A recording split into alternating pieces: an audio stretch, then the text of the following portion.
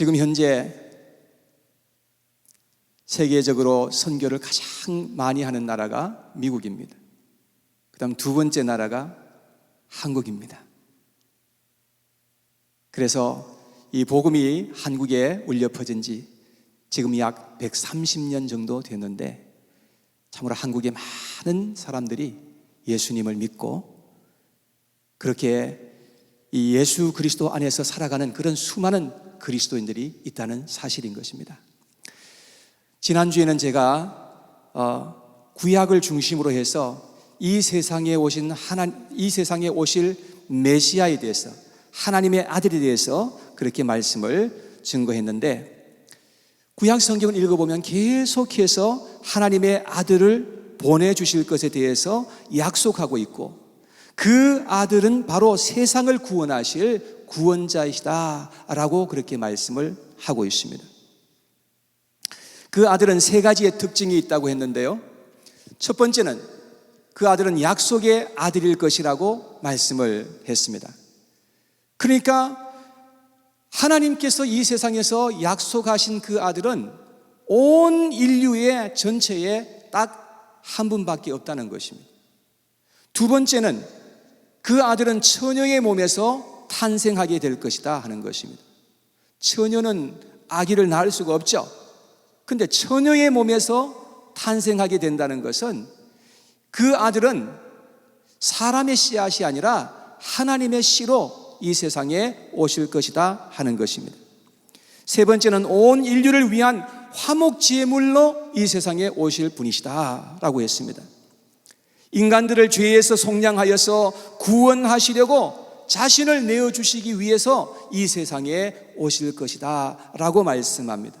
이런 특징을 가지고 오신 분이 바로 하나님의 아들이시며 참 구원자가 되실 것이라고 성경은 우리에게 말씀하고 있습니다. 지난주에는 구약 성경을 중심으로 해서 앞으로 오실 메시아에 대해서 말씀을 증거했다면, 오늘은 신약 성경을 중심으로 해서 이미 오신 메시아에 대해서 말씀을 증거하도록 하겠습니다. 오늘 읽은 말씀에서 예수님이 제자들에게 물으신 질문은 두 가지였습니다. 첫째는 사람들이 나를 누구라 하느냐라는 질문이고, 두 번째는 너희는 나를 누구라 하느냐라는 질문이었습니다. 이 세상에 있는 사람들은 예수님에 대해서 얼마나 다양하게 자기들 멋대로 그렇게 말하고 있는지 알 수가 없습니다. 어떤 사람들은 예수님을 선지자라고 말합니다. 어떤 사람은 예수님을 훌륭한 성자 중에 한 사람이라고 그렇게 말합니다.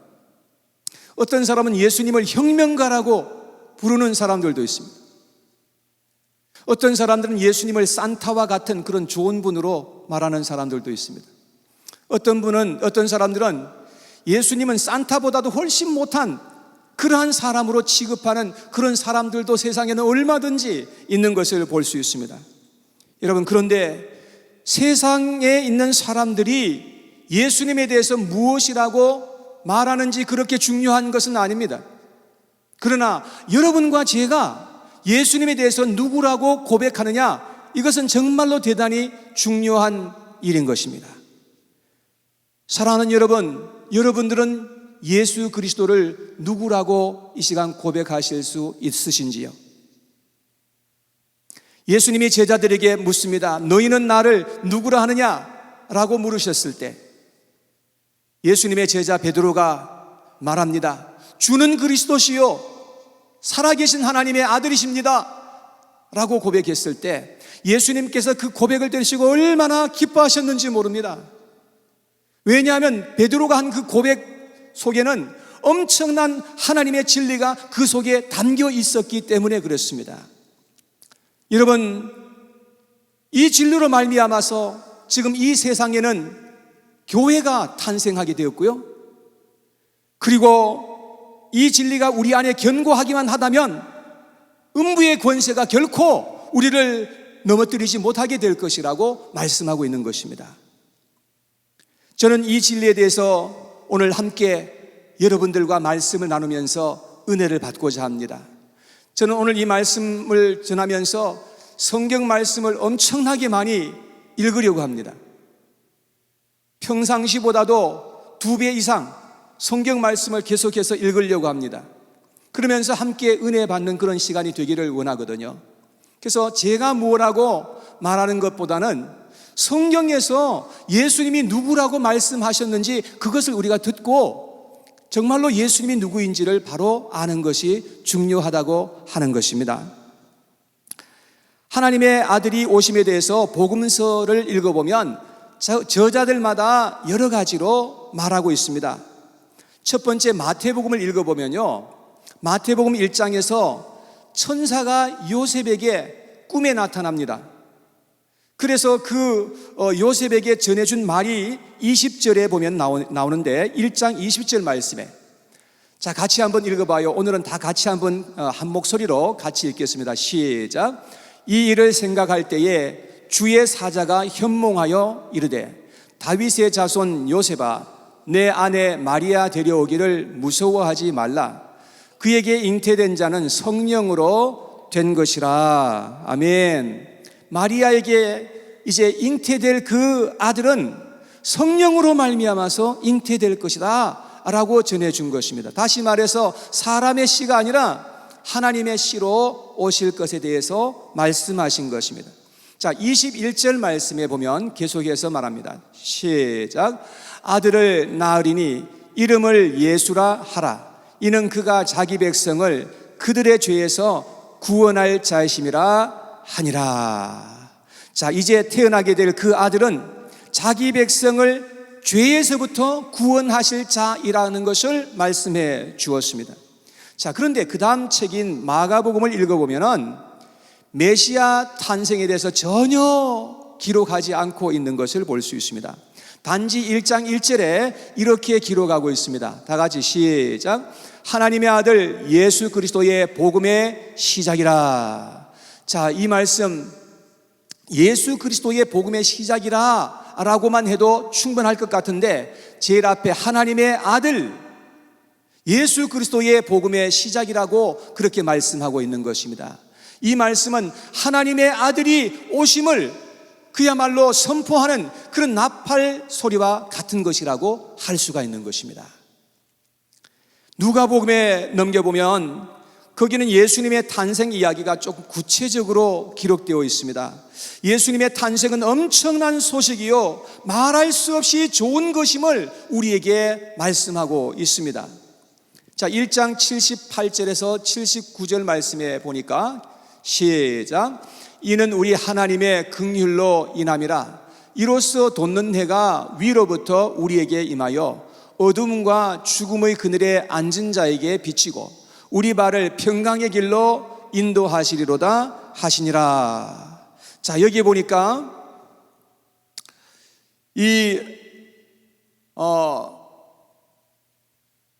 예수님은 돋는 해로 그렇게 표현을 하고 있죠. 그래서 위로부터 우리에게 임하게 될 것이다 라고 말씀을 하고 있습니다. 그리고 어둠과 죽음의 그늘에 있던 우리에게 비추어서 우리를 평강의 길로 인도하여 주실 것이고 생명의 길로 인도해 주신다라는 그런 말씀입니다. 또 천사들이 목자들에게 나타나서 전한 소식이 누가복음 2장 10절에서 11절에 기록되어 있습니다. 다 같이 시작. 천사가 이르되 무서워하지 말라.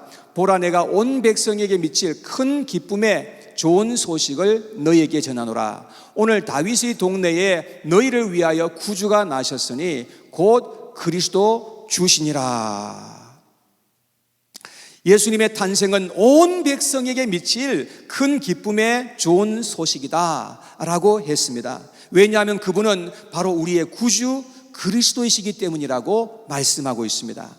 또 시므온이라는 선지자는 태어난 지 8일밖에 안 된 아기 예수를 품에 안고 한 말이 누가복음 2장 30절에서 32절에 기록되어 있습니다. 시작. 내 눈이 주의 구원을 보았사오니 이는 만민 앞에 예비하신 것이요 이방을 비추는 빛이요 주의 백성 이스라엘의 영광이니이다. 자, 여기 보니까 태어난 지 8일밖에 안 된 그 아기를 보면서 시몬이 말하기를 내 눈이 구원을 보았다 그랬습니다. 그 아기가 바로 구원자이신 것임을 그렇게 말한 것입니다. 그리고 그 아기는 만민 앞에 예비하신 분이시요 이방을 비추는 빛이요 이스라엘의 영광이라고 그렇게 말했던 것입니다. 자, 이제 요한복음에 넘어가 보면 요한복음에도 역시 따로 탄생 이야기가 전혀 나오지 않습니다. 그런데 14절에 보니까 이렇게 기록되어 있습니다. 다 같이 시작. 말씀이 육신이 되어 우리 가운데 거하심에 우리가 그의 영광을 보니 아버지의 독생자의 영광이요 은혜와 진리가 충만하더라. 자, 예수님께서 말씀이 육신이 되어서 오셔서 우리 가운데 함께 하시고 함께 사셨던 분이신 것임을 말씀하고 있습니다. 그런데 그분의 영광을 보니까 독생하신 아들의 영광이라고 그렇게 고백하였던 것입니다. 그리고 18절에 보니까 이렇게 기록합니다. 시작. 본래 하나님을 본 사람이 없으되 아버지 품속에 있는 독생하신 하나님이 나타내셨느니라. 자, 여기에 보니까 예수님은 하나님 아버지의 품속에 있는 독생하신 하나님이라고 이렇게 말하고 있습니다. 본래 아무도 하나님을 본 사람이 없지만 예수님께서 하나님을 나타내셨다라고 이렇게 말하고 있습니다. 그러니까 예수님이 하나님으로 이 세상에 오신 것이요 사람의 몸을 입고 오셨다는 것을 말씀하고 있는 것입니다. 자, 사복음서에서는 저마다 조금씩 다른 각도에서 하나님의 아들의 오심을 이야기하고 있습니다. 자, 그런데 하나같이 말하는 요점이 무엇입니까? 하나님의 아들이 오셨다고 말하고 있는 것입니다. 예수님은 구약에서 4,000년 동안 그렇게 많이 약속해 놓은 바로 그 하나님께서 보내시리라 하시던 그 하나님의 아들이다 라고 말씀하고 있습니다. 자, 그런데 육체를 입고 오신 예수님이, 그 마구간에 태어나신 그 예수님이 하나님의 아들이심을 깨닫고 믿는 것은 하나님의 크신 역사하시며 큰 축복인 줄로 믿으시기를 바랍니다. 여러분, 이것은 아무나 믿을 수 있는 것이 아닙니다. 유대인들에게 하나님의 아들이란 개념은 하나님이라는 의미와 동일합니다. 그래서 예수님께서 자신을 하나님의 아들이라고 주장했을 때에 유대인들은 예수님을 돌로 쳐서 죽이려고 했던 것입니다. 왜냐하면 예수님이 자신을 하나님의 아들이라고 한 것은 하나님 자신이라고 이야기한 것과 동일하다고 간주했기 때문에 그랬습니다. 그래서 신성모독의 죄를 뒤집어 씌운 것입니다. 요한복음 10장 33절에 보니까 다 같이 시작. 유대인들이 대답하되 선한 일로 말미암아 우리가 너를 돌로 치려는 것이 아니라 신성모독으로 인함이니 내가 사람이 되어 자칭 뭐라고요? 하나님이라 함이로다. 예수님께서는 자신을 하나님이라고 그렇게 말씀하셨던 것입니다. 예수님이 진짜 죽으신 이유는 뭐냐? 예수님이 자신을 하나님의 아들이라고 했기 때문이었습니다. 마태복음 26장 63절에 보니까 대제사장이 예수님에게 한 말이 나와 있습니다. 함께 읽어보겠습니다. 시작. 예수께서 침묵하시거늘 대제사장이 이르되 내가 너로 살아계신 하나님께 맹세하게 하노니 내가 하나님의 아들 그리스도인지 우리에게 말하라 라고 하니까 그때 예수님께서 64절에 말씀하셨습니다. 시작. 내 눈이 주의 구원을 보았사오니. 네, 64절에 있는 말씀인데요. 시작. 예수께서 이르시되 내가 말하였느니라. 그러나 내가 너희에게 이르노니 이후에 인자가 권능의 우편에 앉아 있는 것과 하늘 구름을 타고 오는 것을 너희가 보리라 하시니라. 예수님께서는 자신을 하나님의 아들이다, 너가 그렇게 말한 대로 내가 하나님의 아들이다, 이렇게 말씀을 하셨습니다. 그랬더니 65절에 대제사장이 반응한 이야기가 나와 있습니다. 다 같이 시작. 이에 대제사장이 자기 옷을 찢으며 이르되 그가 신성모독하는 말을 하였으니 어찌 더 증인을 요구하리요? 보라, 너희가 지금 이 신성모독하는 말을 들었도다 라고 하면서 그렇게 크게 분노하였던 것입니다. 여러분, 이렇게 해서 예수님께서 사형 언도를 받게 된 거예요. 여호와 증인들과 이야기하다 보면 그들은 예수님이 하나님이 아니라고 그렇게 말을 합니다. 예수님께서는 하나님께서 창조하신 가장 위대하게 지음받은 그런 천사이라고 그렇게 말하는 것을 봅니다. 그런데 성경을 읽어보면 그렇게 말하지 않고 있는 것입니다. 예수님은 자신이 하나님이셨음을 밝히 말씀하신 거예요. 요한복음 14장 6절에서 7절에 예수님께서 이렇게 말씀하셨습니다. 시작. 예수께서 이르시되 내가 곧 길이요 진리요 생명이니 나로 말미암지 않고는 아버지께로 올 자가 없느니라. 너희가 나를 알았더라면 내 아버지도 알았으리로다. 이제부터는 너희가 그를 알았고 또 보았느니라. 자, 이 말을 들은 빌립이 8절에 이렇게 말합니다. 시작. 빌립이 이르되 주여 아버지를 우리에게 보여 주옵소서. 그리하면 족하겠나이다. 자, 빌립은 하나님을 보고 싶어 했던 것입니다. 자, 그때 예수님께서 9절에 이렇게 말씀을 하셨어요. 시작. 예수께서 이르시되 빌립아 내가 이렇게 오래 너희와 함께 있으되 내가 나를 알지 못하느냐? 나를 본 자는 아버지를 보았거늘 어찌하여 아버지를 보이라 하느냐? 여러분, 제자들은 예수님 자신이 그 앞에 지금 계신 예수님이 하나님이신 것임을 잘 깨닫지 못했던 것입니다. 제자들이 그랬듯이 오늘날도 너무나 많은 사람들은 예수님이 하나님이신 것임을 잘 깨닫지 못하고 믿지 못하는 것을 볼 수가 있습니다. 많은 사람들이 말해요. 나는 하나님이 계신 거는 믿을 수 있다. 근데 예수님이 하나님이신 거는 믿지 못하겠다. 이렇게 말하는 사람들을 종종 만날 수가 있는 것입니다. 나사렛 동네에 살았던 그 사람들도 예수님을 하나님으로 믿을 수가 없었던 것이었습니다. 왜냐하면 예수님께서 마리아에게 태어나신 것을 다 그들은 알고 있었습니다.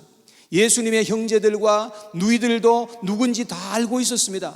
그런데 예수님께서 자꾸 자기를 하나님의 아들이다, 메시아다 이렇게 말하니까 그들은 예수님을 배척하게 되었던 것입니다.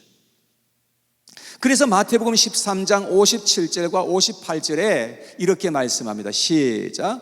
예수를 배척한지라 예수께서 그들에게 말씀하시되 선지자가 자기 고향과 자기 집 외에서는 존경을 받지 않음이 없느니라 하시고 그들이 믿지 않음으로 말미암아 거기서 많은 능력을 행하지 아니하시느니라. 여러분, 믿지 않는 그 사람들에게서는 예수님께서 많은 능력을 행하지 아니하셨던 것입니다.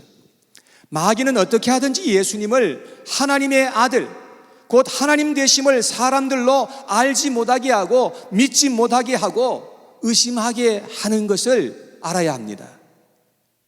마태복음 4장에 읽어보면요, 마귀가 예수님에게 시험하는 그러한 장면이 나와 있는데 3절과 6절에 두 번씩이나 마귀는 예수님께 이런 말을 했어요. 내가 만일 하나님의 아들이거든 이것도 하고 저것도 해봐라, 이렇게 말하는 것입니다. 여러분, 예수가 하나님의 아들이 아닐 수도 있다는 그런 도전의 말이었던 것입니다. 마태복음 27장 40절에 보면 사람들이 십자가에 달린 예수님을 바라보면서 이렇게 말했어요. 다 같이 시작. 이르되 성전을 헐고 사흘에 짓는 자여 내가 만일 하나님의 아들이거든 자기를 구원하고 십자가에서 내려오라, 이렇게 말했어요. 여러분, 만약에 하나님의 아들이라고 한다면 십자가에서 한번 내려와 봐라.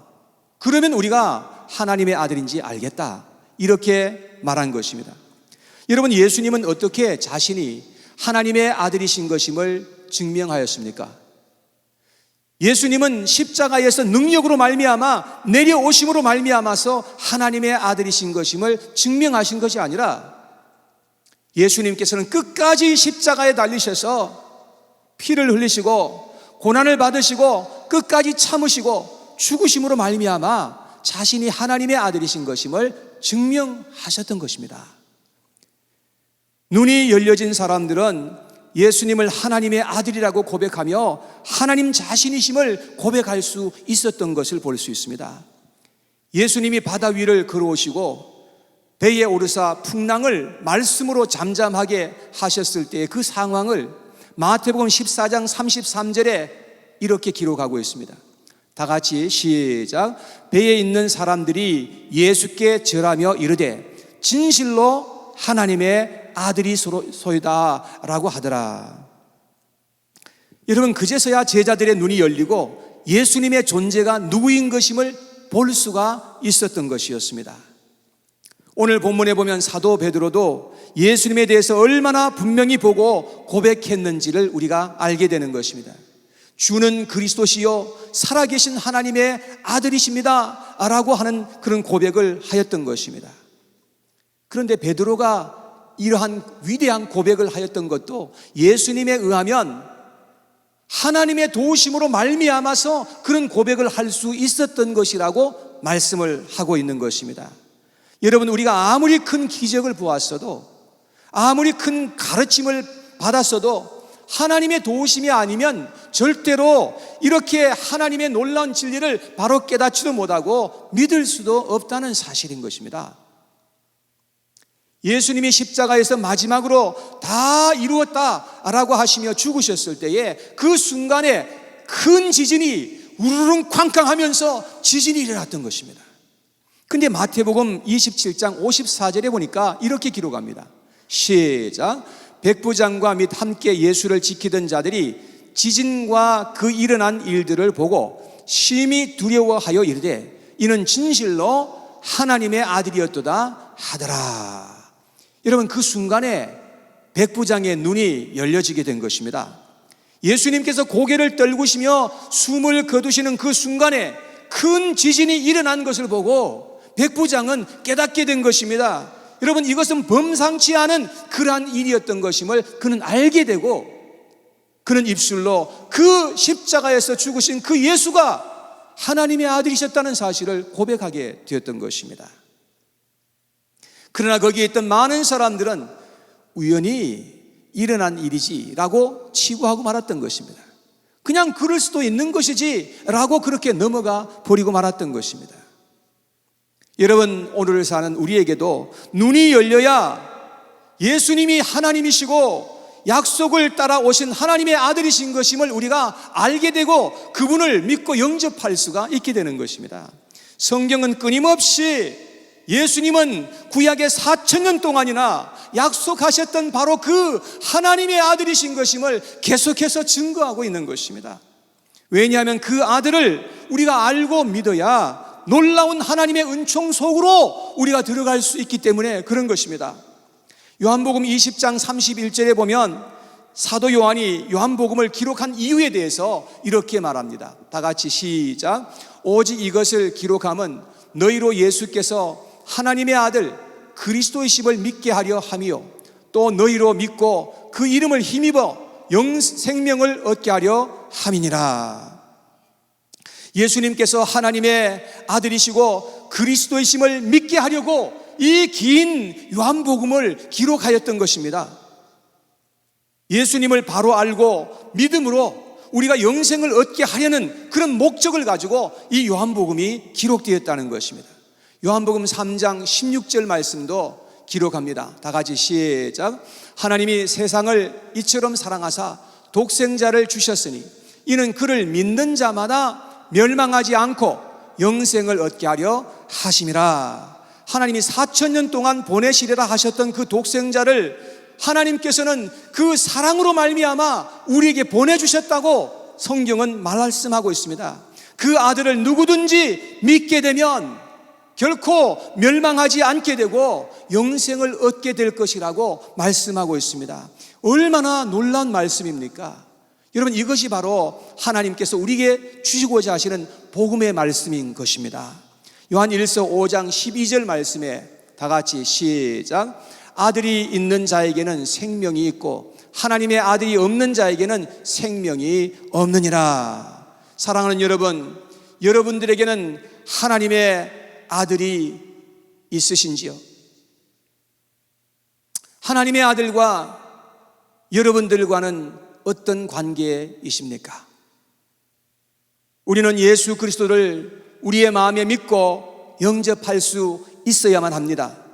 그분이 우리의 유일하신 하나님이시며 나의 구원자이신 것임을 굳게 믿고 시인할 수 있어야 한다는 것입니다. 그래서 요한일서 4장 15절에 보니까 이렇게 기록합니다. 다 같이 시작. 누구든지 예수를 하나님의 아들이라 시인하면 하나님이 그의 안에 거하시고 그도 하나님 안에 거하느니라.